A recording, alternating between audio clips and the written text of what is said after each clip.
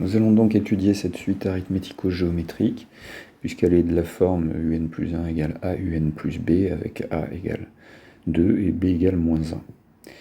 Alors, on peut se passer d'appliquer le résultat du cours que j'ai remis ici en haut de la page, et redémontrer les choses, parce que c'est très simple, c'est ce qu'on va faire, et je vais aller un petit peu plus loin que ce qui est demandé dans l'exemple 24. Alors, premier point, je vais résoudre ce qu'on appelle l'équation de point fixe.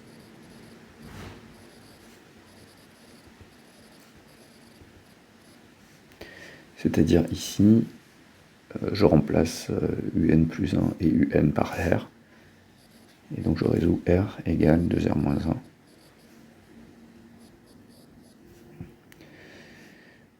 Ce qui nous donne donc r égale 1.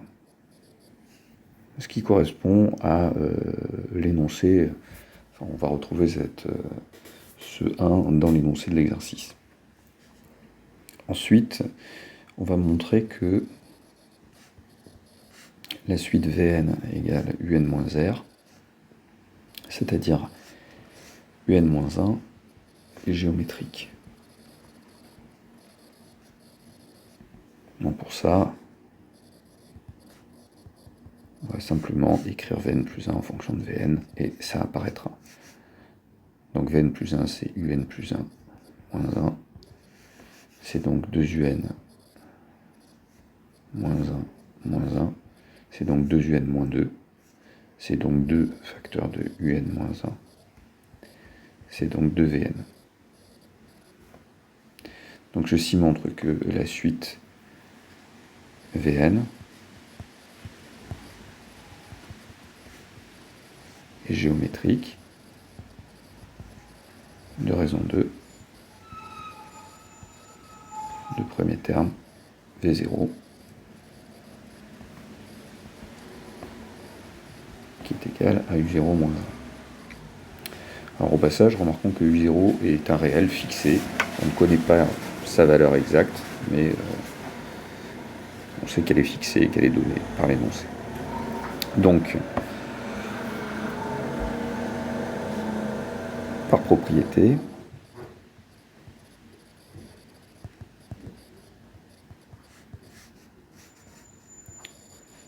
pour tout n appartenant à grand N, Vn égale 2 puissance n fois V0. De là, on en déduit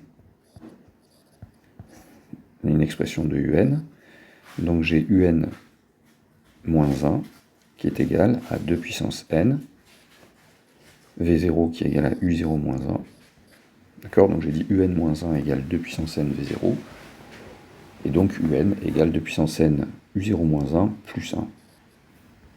Donc voici une expression de la suite un.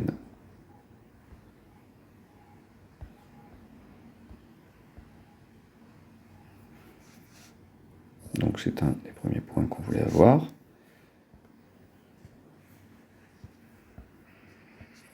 Ensuite, donc,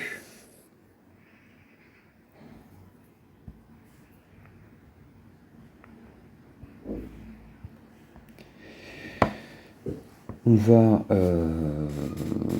déterminer la limite. Bon, là, c'est très simple. Hein. Ça dépend quand même du signe de U0. D'accord? Donc, on peut remarquer déjà que limite de 2 puissance n égale plus l'infini, car 2 est strictement supérieur à 1. Hein, on sait que la suite géométrique q puissance n converge si et seulement si q appartient à moins 1 ouvert. Bon, là, c'est pas le cas. Donc là, la suite 2 puissance n diverge vers plus l'infini, car la raison est strictement supérieure à 1.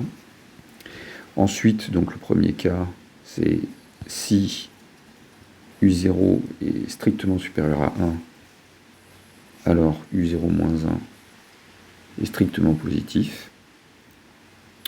Donc par opération,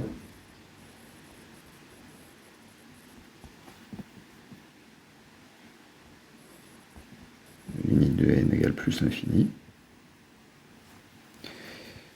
Si U0 est strictement inférieur à 1, alors U0 moins 1 est strictement négatif. Donc par opération, limite de n égale moins l'infini. Et enfin, si U0 égale 1, U0 moins 1 égale 0, donc la suite est constante, égale à 1. Donc en particulier, elle converge vers 1, bien sûr.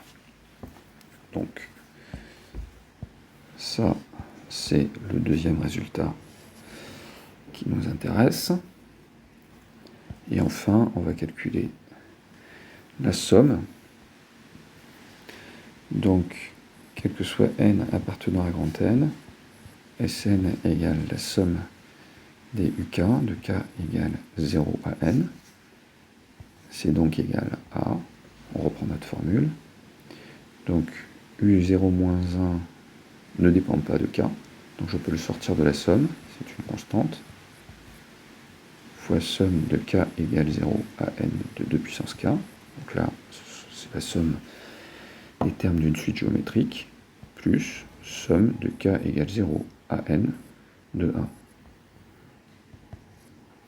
1. Ça nous donne donc u0 moins 1, facteur de 1 moins 2 puissance n plus 1, donc formule à connaître par cœur bien évidemment. La somme de k égale 0 à n de q puissance k, c'est 1 moins q puissance n plus 1 sur 1 moins q. Plus ici, je fais la somme des 1, donc j'ai 1 plus 1 plus 1 plus 1, n plus une fois, puisqu'il y a n plus un terme dans cette somme. Et donc j'ai n plus 1. Ensuite, je n'ai plus qu'à arranger un tout petit peu. Et j'ai finalement, quel que soit n appartenant à grand N, Sn égale, donc 1 moins 2, ça fait moins 1. Je distribue ce moins sur le numérateur, ça nous fait 2 puissance n plus 1, moins 1. Donc finalement, j'ai u0 moins 1, facteur de 2 puissance n plus 1, moins 1, plus n plus 1. On pourrait aussi se demander quelle est la limite de cette somme. Là aussi, il va y avoir une discussion sur la position de U0 par rapport à 1, s'il est positif ou s'il est négatif. Donc ce n'est pas une question que je posais, mais vous pouvez vous la poser.